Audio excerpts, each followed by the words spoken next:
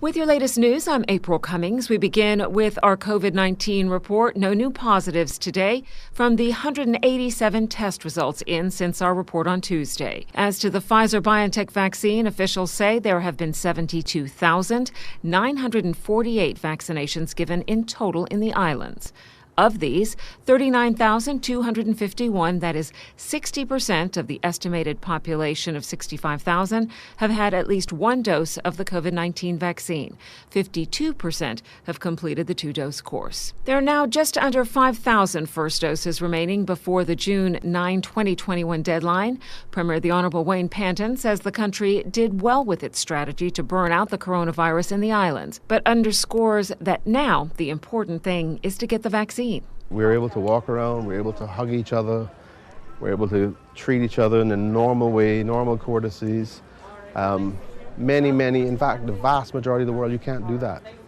So what we need now is for us to continue to do what we did last year, get the vaccine, which is now available. This is something that must be done. Obviously, we have an immediate issue of making sure that we don't waste the current supply of vaccine, which has a expiry date of June 30th. The Premier says the key is for as many people as possible to get vaccinated. While he does believe we will get more vaccines when these are done, he says it is nonetheless wrong to waste the supply that we've been given. The rest of the world is crying out for a vaccine supply, crying out for a solution. This is a worldwide obligation, I think, that we have to make sure that this is all fully utilized. And it's key to us in our strategy to getting our borders reopened. Government has set up some incentives for those who get the vaccine between now and the 9th of June. You can find out more at gov.ky. Senior students at John Gray High School who interviewed classmates about sex while filming on campus have been reprimanded. Principal John Clark tells Radio Cayman immediate actions have been taken in line with the school's behavioral protocols. Appropriate education and restorative work is also necessary, and we've already begun to work actively with the parents, guardians of our students to prevent future incidents such as this. On Monday, a concerned parent alerted staff to the video shared on Instagram featuring John Gray High School students engaged in, quote, inappropriate dialogue on the school site. Mr. Clark says the students involved were interviewed and directed to delete and suspend the account that hosted the video in question. In addition to mandatory community service projects, the group will also undertake counseling, and they were encouraged to film a video that was posted on the John Gray High School YouTube channel apologizing for their behavior. We would like to extend an apology to all the disappointed parents, JGHS staff, and our community. For such behavior, we take full responsibility of our action, and as senior students in our school, we should set a better example for all the younger kids looking up to us. I want to apologize to my family and most importantly the school, because I feel like I've let them down.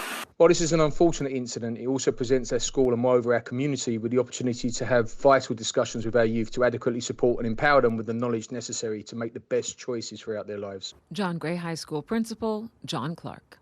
The Royal Cayman Islands Police Service released the annual Crime and Traffic Statistical Report. The key outcome is that our crime platform remained very stable and very controlled during 2020. And for a successive year, the Cayman Islands remains a very, very safe place to work and to live. And hopefully, as we open the borders in time to come with the approval of government, we'll be ready to receive visitors and tourists to the island. At a press conference today, Commissioner of Police Derek Byrne, along with the senior command team, highlighted decreases in serious crime and overall crime compared to 2019, with reports of serious crime falling by more than 18% in 2020.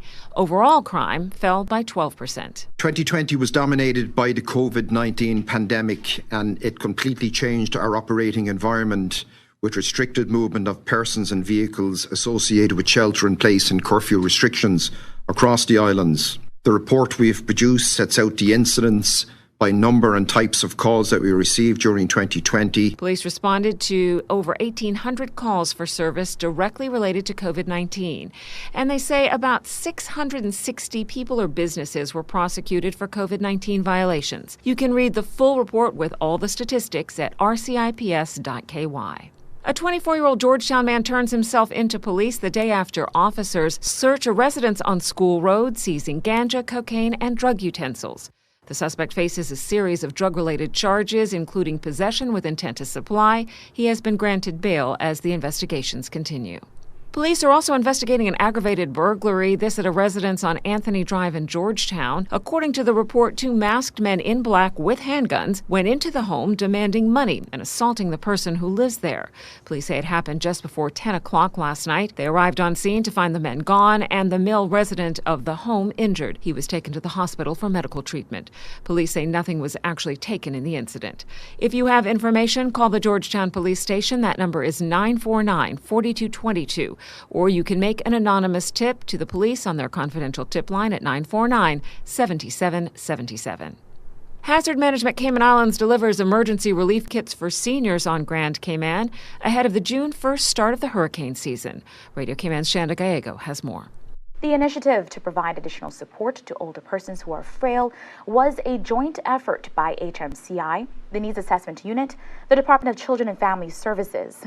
HMCI Director Daniel Coleman shared some insight into the background of the project. We have identified about 200 recipients through the needs assessment lists as to who are the most needy of these disaster response kits. We really do appreciate that the elderly people are one of the most vulnerable groups in any emergency.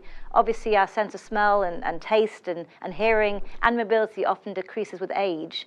And in particular with situations like post an emergency with no electricity and no water, it can become very, very difficult. So we want to make sure that all our elderly population, in particular the ones we've identified for this round of emergency response kits, are ready for any eventuality that the hurricane season this year poses, and again indeed for any other hazard that they may face over the next few years. Ms. Coleman also outlined the special items contained in the emergency kit. The kits themselves include things like a first aid kit, sanitation kits, as well as things like a whistle, a torch, and also a gift card to make sure they can get their own supplies from the relevant supermarket. The distribution project on Grand Cayman follows visits to the Sister Islands last week for the same cause. In addition to handing out relief kits to older persons, HMCI team members also used the opportunity to conduct familiarization visits to the emergency shelters on both islands. The two also met with other stakeholders in any emergency response situation on the Sister Islands, such as the Health Services Authority and leaders of community emergency response teams on both islands. The Cayman Islands Hospital is getting an upgrade as the Health Services Authority looks to go green. We're implementing major upgrades to our facility to make it more energy efficient, which signifies our commitment to be fiscally responsible and good stewards of the environment. CEO Lizette Yearwood tells Radio Cayman the HSA has launched energy efficiency initiatives to reduce its carbon footprint, lower utility costs at the hospital by an estimated $360,000, and become a corporate leader in environmental sustainability in the islands. While the environmental benefits are important, the upgrades will ultimately provide a better experience for our patients. Through a series of capital investments and initiatives to be implemented this year, the authority is hoping to save more than 20% in energy costs. That includes the replacement of aging windows across the facility to more energy-efficient thermal windows, installation of a 200-kilowatt solar voltaic system, and acquisition of 4 modern technology-advanced chillers, as well as a new wastewater treatment plan, replacing all lighting to LED, and the introduction of a hospital-wide recycling program. HSA Board Chair Jonathan Tibbetts. The board's commitment to sustainable operations is part of the HSA's strategic initiative towards clean energy and overall efficiency improvements. These fit within our current facility modernization plan, which will improve the overall patient experience at all HSA facilities and ensure healthcare remains affordable and accessible. Mr. Tibbetts says they also anticipate local businesses will benefit in the construction and implementation phase of the project, which he says will help boost the local economy. That is your latest local news from Radio Cayman's newsroom. I'm April Cummings.